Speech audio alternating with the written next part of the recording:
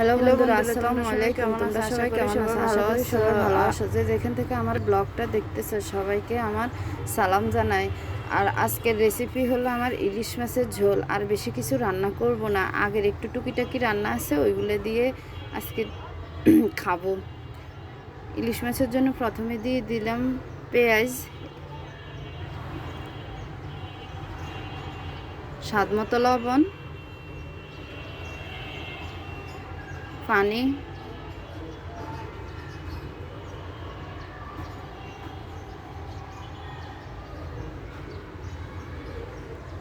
একটু হলুদ,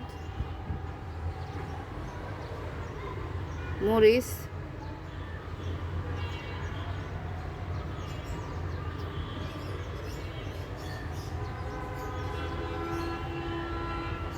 জিরা,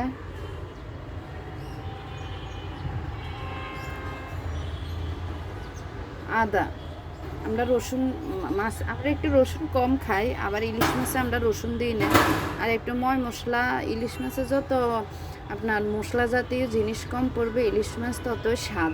ইলিশ মাছ শুধু হলুদ দিয়ে রান্না করে খাই দেখেন, তাও স্বাদ লাগে ইলিশ মাছের। আজকে ইলিশ মাছটা আমরা ঝোল করব।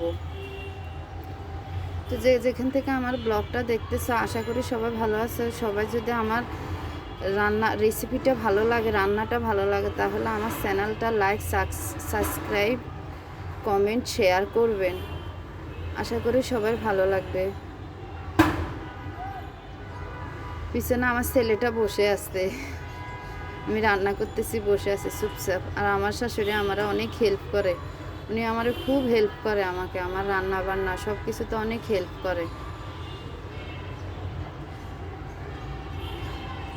সবাই ভালো থাকেন, সুস্থ থাকেন। আসসালামু আলাইকুম, আল্লাহ হাফেজ। ভাই সবাই 5 ওয়াক্ত নামাজ পড়বেন। আজকের মতো এখানে রান্না শেষ। রান্না